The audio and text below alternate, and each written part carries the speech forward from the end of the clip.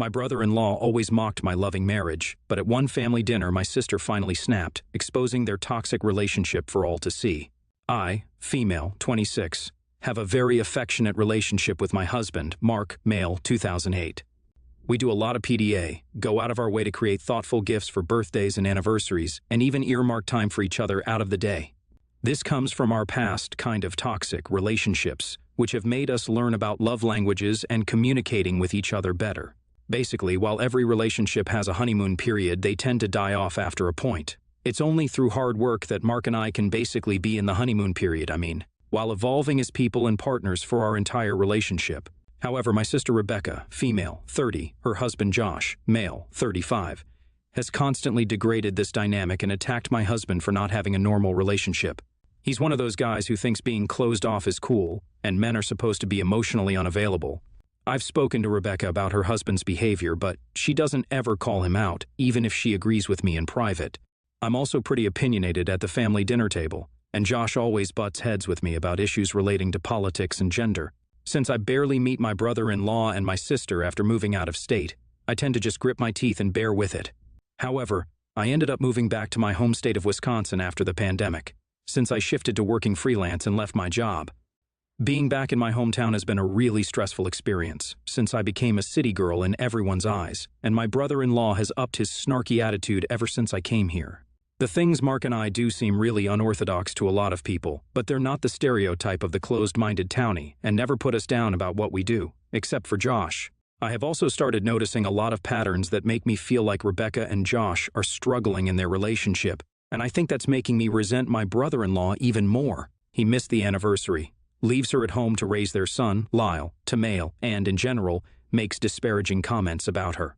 I have spoken to her about this several times, but she's warned me against mentioning a word to Mom and Dad or Josh. I guess Rebecca is a little scared our parents will say I told you so, because they didn't really approve of Josh when they got married. But I still find it tough to keep my mouth shut. The only thing that's stopping me is that Rebecca has threatened to cut ties with me if I go behind her back on this. So the only thing Mark and I can do right now is be there to support her and help with parenting Lyle so she has time to herself as well. Last Sunday, my parents organized a dinner to commemorate Rebecca's first sale. She's been crocheting as a hobby, and I taught her how to set up an online store, and everyone was invited. It was going really well until the conversation somehow gravitated towards stories of how the couples at the table met. Me and Mark, Mom and Dad, our uncle and aunt, and Rebecca and Josh. The kids of my younger brother, Duke, male, 18, were out of the picture. Everyone looked back on it fondly, and each of us could speak about that day, but Rebecca and Josh painted a really ugly picture. Rebecca started, but Josh interrupted her and said, "Well, I noticed Rebecca for sure, but a certain part of her, if you know what I mean." Like, wow, in front of our parents. My sister turned as red as a beet, and Josh continued, saying, "Well, I met her at the mall. She was working at the counter of Subway, and I kept trying to make moves at her. She was a tough catch, but eventually I wore her down, ha ha." Again, I could tell this bothered Rebecca. She didn't say anything, but even tone-deaf. Josh noticed something was up, and he turned and asked her, "What's up, babe?" That's when she looked him dead in the eye and slapped him. Well, Josh stared at my sister, dumbfounded. She started crying and screaming, "You insensitive jerk. That's not even how we met. I hate you, and I've had enough of your stupid attitude. Just look at Mark and up. That's how I want to be." As soon as this came out, my brother-in-law whipped his face around to me and grunted, "What have you been telling her?" Before trying to console Rebecca by saying he slipped up and that must have been one of his previous girlfriends. Since nothing was secret anymore, I decided it was for the best to go off on Josh, and I told him about the insecurities and struggles my sister has been facing because of him, and he got steadily angrier and angrier. It climaxed with him calling me a nosy, and my husband, brother, and dad nearly ripped his head off. We kicked him out of the house and consoled Rebecca, and she's staying at our parents' house with Lyle indefinitely. After a few days, we found out that Josh had gotten his entire family to slander us across the town and is claiming that I badmouthed him to Rebecca and their family members had tried to murder him because of how influential his family is and how below the belt they are with their gossip. Dad's business has started to struggle, and Mom is losing her friends. While we're all super supportive of Rebecca, I can tell that she feels guilty that her parents are dragged into this mess. And I'm starting to feel like the a-hole for not bringing this up sooner so that she didn't explode at dinner, and we could have cut Josh out of her life in a less volatile manner. Update 1. So, after reading all of your comments, I do realize one thing. Josh would probably have been just as much of a pain in the A even if we hadn't hurt his ego. You all are right. People like him don't change. However, instead of being the bigger man about the whole scenario, I'm just as willing to fight below the belt to protect my sister. She's always looked out for me ever since I was a little kid, and it's my time to give back. I'm not exactly sure about how I'm going to go about it, but I'll figure it out.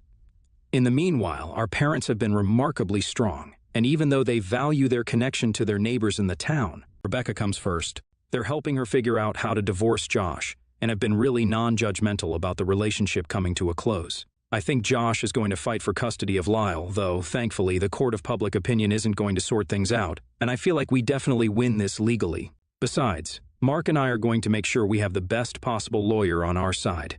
Update 2.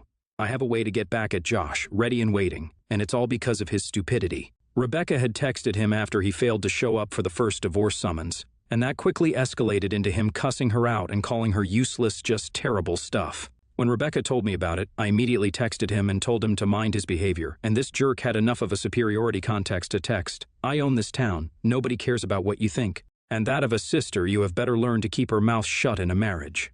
And that was nothing but a bold-faced threat. What this bastard had in threatening women. He lost an IQ though, because Josh didn't realize that Rebecca and I could both take screenshots and post this publicly on Facebook, where most of the older peeps in this town get all of their info on gossip from. After we did that, the tide slowly began shifting in our favor, because people were at least willing to hear us out. The biggest change happened for us when Mom got a call from an old lady who was Josh's mother. She said that after reading the way Josh had texted me and Rebecca, she felt like she had failed as a mother and to Rebecca, had failed as an in-law. After that, I guess she started doing her part to help fix the slander her family has done, and I'm sure that wasn't easy if everyone in that family was even as 110 for sexist Josh, however. There's still a hitch in the works when it comes to Rebecca, Josh's divorce, and that is his non-cooperation. This dude just thinks if he can ignore the fact that Rebecca wants to get separated, it'll go away. That's not the case, but he's not getting the hint. I think Rebecca spoke to her mother-in-law about it, and she said that she'll speak to her husband about knocking some sense into their son, but we haven't gotten any response so far. If you guys have any advice on how to move forwards with this, please DM me. Update 3. I guess things ended up working out. After a while, Josh's mom called us yet again and said that she threatened to go no contact with her son unless he moved forwards with a divorce, and that's finally made him relent.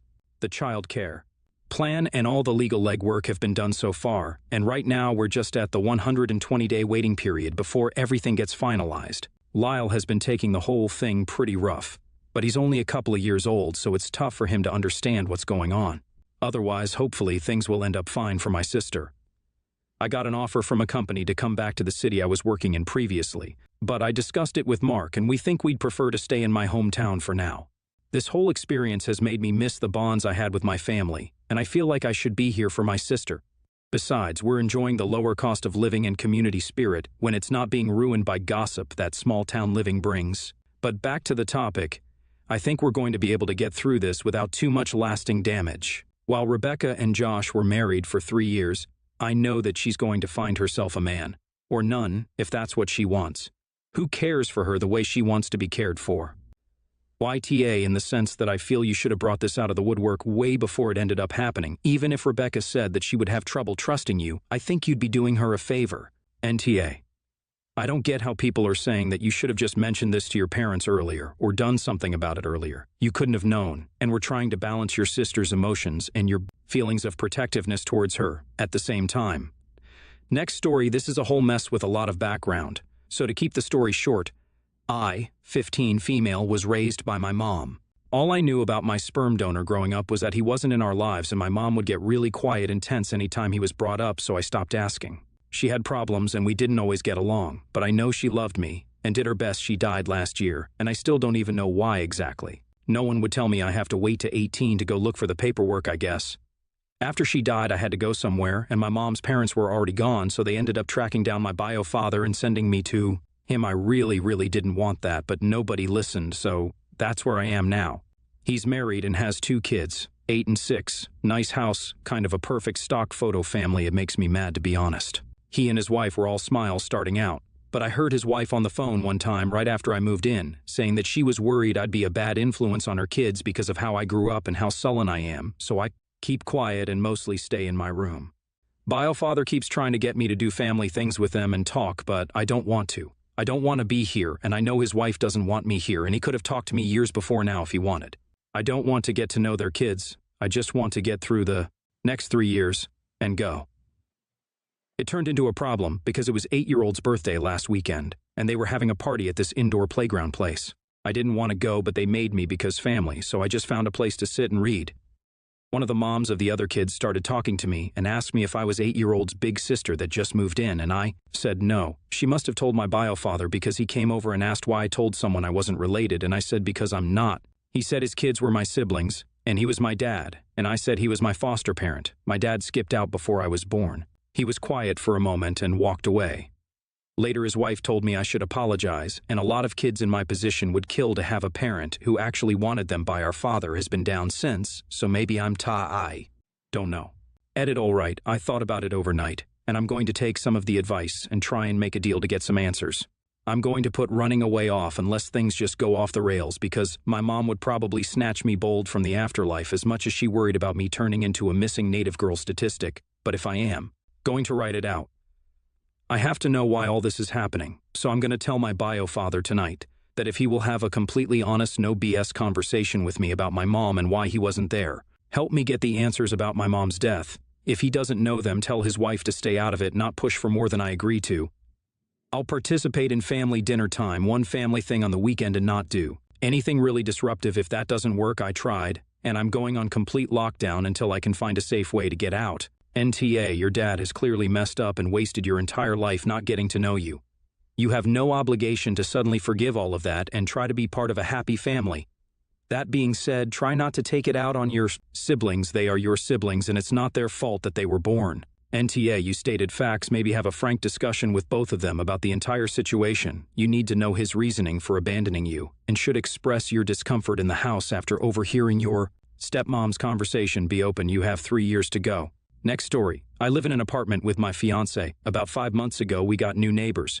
From the beginning, they were terrible neighbors. They left trash in the hallway, played loud music past 1 a.m., and argued constantly. Most of that I was willing to ignore because we live in apartments. It's unfortunately to be expected.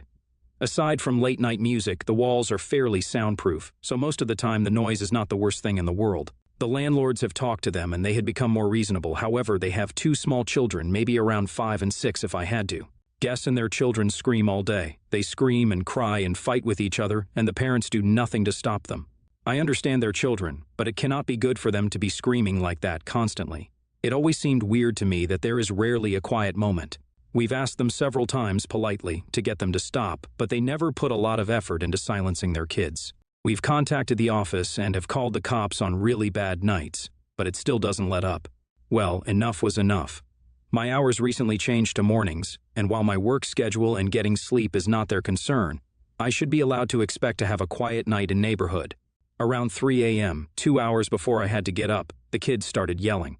It just happened before. On multiple occasions, I could hear them running around banging spoons or something on pots and pans, which is almost a daily occurrence. The mother screamed at them to shut the frick up, but they didn't stop, so I called CPS and told them I suspected they were being mistreated, which honestly was not a lie because it was concerning the amount of screaming coming from that house.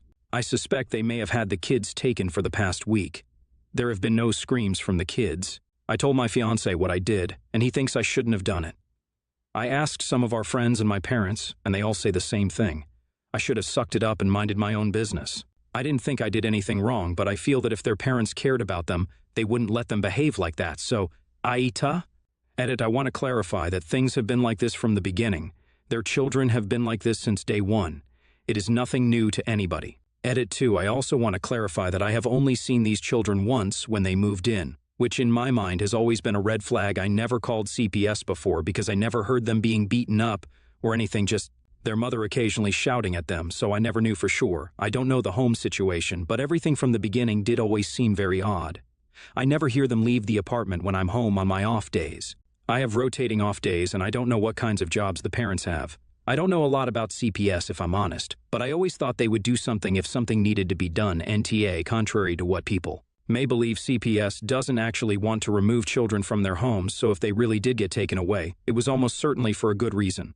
The common attitude of mind your own business is why so many abused children never get the help they deserve. It takes someone to actually stand up and say something for anything to happen. You did the right thing and you did a good thing if it ends up helping those kids NTA. Simply because if your neighbors had their children taken by CPS, it wasn't off of year one. Phone call, the system is under so much pressure they're not going to be taking children into the foster care system just because they're noisy at night, or have had one report against them. My guess they're already on the CPS radar for separate incidents.